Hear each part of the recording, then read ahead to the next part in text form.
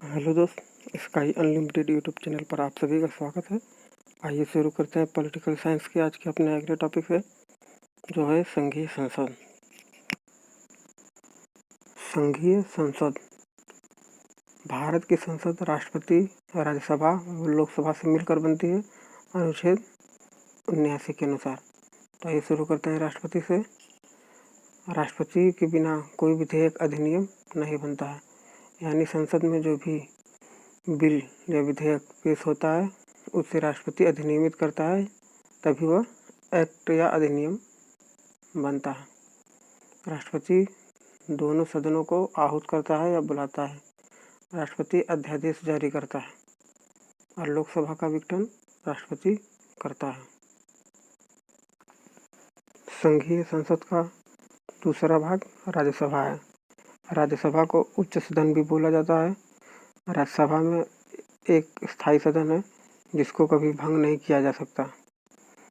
राज्यसभा के सदस्यों का कार्यकाल 6 वर्ष तक का होता है। राज्यसभा के सदस्य के लिए 30 साल की उम्र होनी चाहिए। राज्यसभा के सदस्यों का चुनाव अनुपातिक तथा एकल संक्रमणी पद्धति द्वारा होता है। यूएसए के उच्च सदन में प्रत्येक राज्य से 2 प्रतिनिधि चुने जाते हैं। राज्यसभा के 1/3 सदस्य प्रति 2 वर्ष बाद सेवानिवृत्त होते हैं। राज्यसभा में सभापति व उपसभापति भी होते हैं। भारत का उपराष्ट्रपति राज्यसभा का पदेन सभापति होता है तथा राज्यसभा का सदस्य उपसभापति होता है। वर्ष में कम से कम 2 बार राष्ट्रपति राज्यसभा के अधिवेशन को बुलाता है। 2 अधिवेशन के बीच 6 माह से अंतर या 6 माह से ज़्यादा अंतर नहीं होना चाहिए। भारतीय संविधान के 4थी अनुसूची में राज्यसभा के सीटों के आवंटन के बारे में उल्लेख है। राज्यसभा में SC/ST के सीटों का आरक्षण नहीं है। 1952 से राज्यसभा का लगातार चली आ रही है। राज्यसभा का पहली बार गठन 3 अप्रैल 1952 को हुआ था तथा पहली बैठक 13 मई 1952 को हुई थी। राज्यसभा की अधिकतम संख्या 250 है, जिसमें से 238 राज्य संघ की इकाइयों का प्रतिनिधित्व करती है तथा 12 सदस्य राष्ट्रपति द्वारा मनोनीत किए जाते हैं। जो 12 सदस्य राष्ट्रपति द्वारा मनोनीत किए जाते हैं वे कला, साहित्य, विज्ञान, समाज सेवा या सहकारिता के विशेष ज्ञान या अनुभव वाले होते हैं। राज्यसभा को राज्यसभा में उपस्थित तथा मतदान देने वाले सदस्यों के कम से कम 2/3 सदस्यों के बहुमत से अखिल भारतीय सेवाओं के सृजन का अधिकार सिर्फ राज्यसभा को ही है। अनुच्छेद 312 के अनुसार अखिल भारतीय सेवाओं के सृजन का अधिकार सिर्फ राज्यसभा को ही है। धन विधेयक के संबंध में राज्यसभा सिर्फ सिफारिश कर सकता है, जिसको मानने के लिए लोकसभा बाध्य नहीं है। राज्यसभा धन विधेयक को न ही अस्वीकृत कर सकता है और न ही संशोधन कर सकता है। लोकसभा में धन विधेयक पारित होने के बाद यदि 14 दिन तक राज्यसभा में धन विधेयक पारित नहीं होता है तो विधेयक को पारित समझा जाएगा। राज्यसभा में गणपूर्ति के लिए सदस्य का 1/10वां भाग मान्य होता है, यानी राज्यसभा के सदस्यों की गणपूर्ति के लिए 25 सदस्य का होना आवश्यक है। संघीय संसद का अगला भाग है लोकसभा। लोकसभा को प्रथम सदन या निम्न सदन भी बोला जाता है। मूल संविधान में लोकसभा के सदस्यों की संख्या 500 निर्धारित की गई थी, पर अब ये सदस्यों की संख्या 552 है। 552 लोकसभा के सदस्यों में से 530 सदस्य राज्य द्वारा निर्वाचित होकर आते हैं। 20 सदस्य संघ शासित क्षेत्रों द्वारा निर्वाचित होकर आते हैं और 2 सदस्य राष्ट्रपति आंग्ल भारतीय वर्ग के सदस्यों को लोकसभा में मनोनीत करता है। वर्तमान समय में 545 लोकसभा के सदस्य निर्वाचित हैं, जिसमें से 530 राज्य से निर्वाचित होकर आते हैं तथा 13 केंद्र शासित प्रदेशों से एवं 2 आंग्ल भारतीय वर्ग से आते हैं। लोकसभा में प्रादेशिक प्रतिनिधित्व प्रणाली के आधार पर सदस्यों का चुनाव होता है। नए परिसीमन के अनुसार लोकसभा में अनुसूचित जाति के लिए 84 सीटों का आवंटन किया गया तथा अनुसूचित जनजाति के लिए 47 सीटों को आवंटित या आरक्षित किया गया है, जो कि 84वें संशोधन द्वारा सन 2001 में किया गया था। और सन 2026 तक सीटों की संख्या ऐसे ही यथावत रखने के लिए प्रावधान किया गया।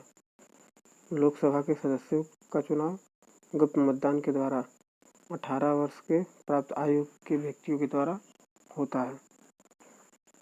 61वें संविधान संशोधन द्वारा सन 1989 में 21 वर्ष से आयु घटाकर 18 वर्ष की गई थी। लोकसभा के सदस्यों की योग्यताएं मुख्यतः 4 योग्यताएं निर्धारित की गई हैं, जिनमें से पहला है कि वह भारत का नागरिक होना चाहिए, 25 वर्ष की आयु पूरी कर चुका हो, कोई लाभ का पद धारण न करता हो, पागल या दिवालिया न हो। लोकसभा का कार्यकाल दोस्तों सामान्यतः 5 वर्ष तक का होता है और लोकसभा की जो मंत्रिपरिषद होती है वो लोकसभा के प्रति सामूहिक रूप से उत्तरदायी होती है अनुच्छेद 75 के अनुसार।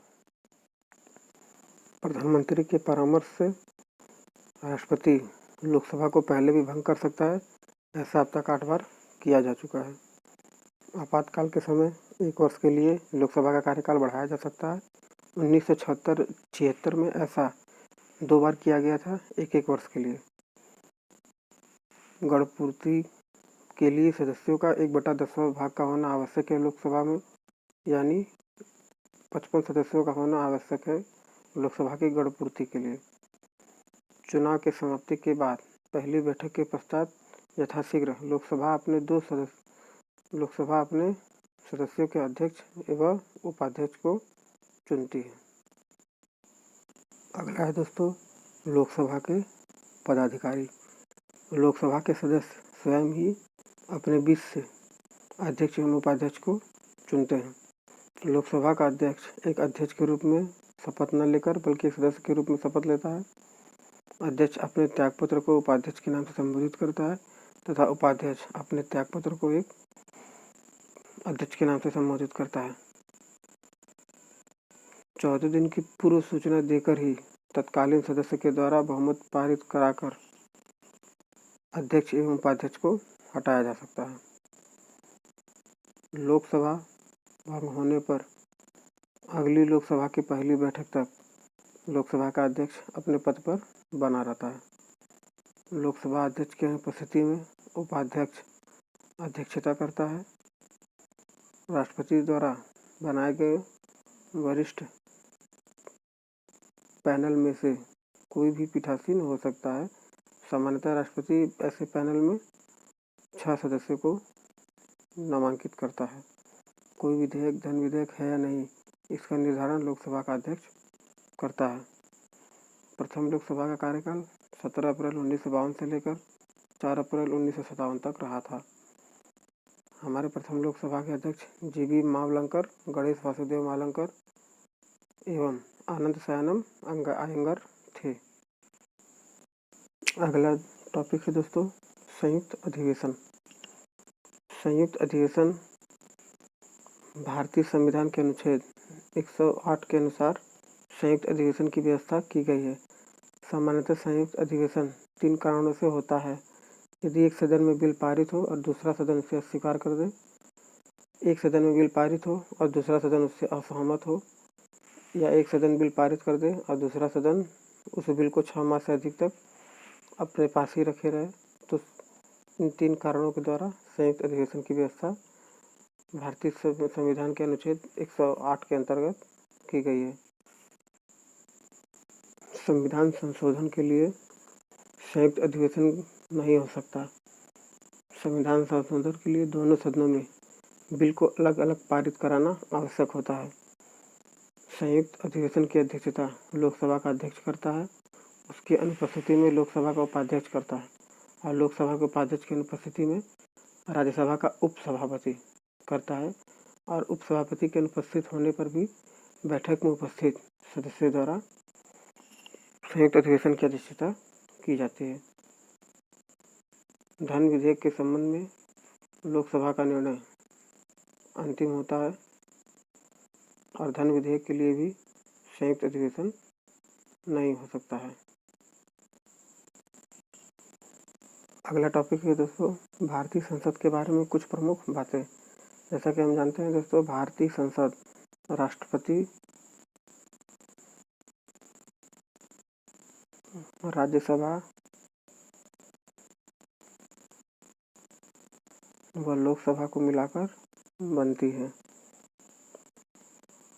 तो इन्हीं तीनों के बारे में हम संयुक्त रूप से कुछ प्रमुख बातें इनकी देख लेते हैं। पहला है लोकसभा के सदस्यों की योग्यता व अयोग्यता के विवाद पर प्रश्न के बारे में चुनाव आयोग की सलाह से राष्ट्रपति अंतिम निर्णय लेता है। 60 दिनों से अधिक सदस्यों के अनुपस्थित होने पर सदन उसकी सदस्यता को समाप्त कर सकता है। लोकसभा के अध्यक्ष को हटाने के लिए कम से कम 50 सदस्यों का समर्थन होना जरूरी है। बराबरी की स्थिति में लोकसभा का अध्यक्ष मत दे सकता है। लोकसभा का उपाध्यक्ष अध्यक्ष के अधीन नहीं होता है और संसद के प्रति उत्तरदायी होता है। उपाध्यक्ष मुख्यतः विपक्षी दल का नेता होता है। अगला टॉपिक है दोस्तों प्रोटेम स्पीकर। लोकसभा के चुनाव के समाप्ति के बाद राष्ट्रपति एक सामूहिक अध्यक्ष, जिसे हम प्रोटेम स्पीकर भी कहते हैं, राष्ट्रपति इसको तय करता है और यह सामान्यतः सदन का वरिष्ठ सदस्य होता है। यह सदस्यों को शपथ दिलाता है और यह अल्पकालीन होता है। प्रोटेम स्पीकर का मुख्य कार्य लोकसभा का चुनाव जीतकर आए हुए सदस्यों को शपथ दिलवाना होता है। विपक्ष के नेता के पद के लिए कुल सीटों का 10वां हिस्सा प्राप्त करना आवश्यक होता है और विपक्ष के नेता को कैबिनेट के बराबर वेतन मिलता है। भारतीय संविधान में दोस्तों विघटन सिर्फ लोकसभा का होता है, राज्यसभा का छत्रावसान होता है। राज्यसभा को विघटित या भंग नहीं किया जा सकता। अगला दोस्तों है संघीय संसद की भाषा। संसद में हिंदी तथा अंग्रेजी को सदन का भाषा घोषित किया गया है। हालांकि मातृभाषा में भी बोलने का अधिकार प्राप्त होता है। पहले व्यवस्था यह थी कि 15 वर्ष तक सिर्फ 15 वर्ष तक अंग्रेजी बोली जाएगी या अंग्रेजी का प्रयोग किया जाएगा। उसके बाद अंग्रेजी स्वतः ही समाप्त हो जाएगी। लेकिन राजभाषा अधिनियम 1963 दोनों की निरंतरता की अनुमति देता है। जब राज्यसभा में पीठासीन अधिकारी को हटाने की बात चल रही हो तब वह सभापति नहीं रहता, लेकिन वह बोल सकता है और कार्यवाही में भाग ले सकता है, लेकिन मत नहीं दे सकता। लेकिन लोकसभा के विषय में लोकसभा का अध्यक्ष मत दे सकता है। अगला है दोस्तों व्हीप या सचेतक। व्हीप के नेता का काम बड़ी संख्या में सदन में सदस्यों को उपस्थित कराना होता है। व्हीप की बात न मानने पर सदस्यों पर अनुशासनात्मक कार्रवाई होती है। संसद के सदस्यों का वेतन भारत की संचित निधि पर भारित होता है। अगला है दोस्तों संसद की निर्भरताएं या अयोग्यता। संसद का सदस्य किसी लाभ के पद पर न हो या संसद सदस्य विकृत चित्त का न हो। संसद सदस्य विदेशी नागरिकधारी न हो और दिवालिया न हो। ऐसा होने पर संसद सदस्य अयोग्य माना जाता है। संसद सदस्य को 2 वर्ष से अधिक की सजा नहीं होना चाहिए और यदि संसद अपना चुनावी ब्यौरा नहीं देता है तो वह सदस्य अयोग्य माना जाएगा। ऐसा कोई सदस्य जो भ्रष्टाचार के कारण सरकार से बर्खास्त हो वह संसद सदस्य के अयोग्य होता है। छुआछूत, दहेज या सती प्रथा के अपराध में संलिप्त होने पर संसद की सदस्यता जा सकती है। संसद के सदस्य की निर्भरता के विवाद का अंतिम निर्णय राष्ट्रपति देता है। अगला है दोस्तों दल बदल के आधार पर संसद के सदस्यों की निर्भरता या योग्यता है। ऐसा सदस्य जो स्वेच्छा से राजनीतिक दल का त्याग करता है वो दल बदल आधार के अंतर्गत आता है। चुने हुए राजनीतिक दल के विरुद्ध यदि कोई सदस्य मतदान करता है तो वह दल बदल अधिनियम के अंतर्गत आता है। ऐसा कोई निर्दलीय सदस्य यदि कोई राजनीतिक पार्टी में शामिल हो जाता है तो वह दल बदल अधिनियम के अंतर्गत आता है। 10वीं अनुसूची के दल बदल आधार के नियम के अनुसार सभापति व लोकसभा का अध्यक्ष सदन के सदस्यों की निर्भरता का निर्धारण करते हैं। सभापति राज्यसभा के सदस्यों का निर्भरता का निर्धारण व अध्यक्ष लोकसभा के सदस्यों के निर्भरता का निर्धारण करता है। अगला दोस्तों, संसद के सदस्यों के स्थानों का रिक्त होना। किन किन दिशाओं में उनका स्थान रिक्त होता है। पहला है दोहरी सदस्यता। ऐसा कोई सदस्य जो 2 सीटों से चुनाव जीत कर आया हो तो उनके स्थान को रिक्त एक स्थान को छोड़ना होता है।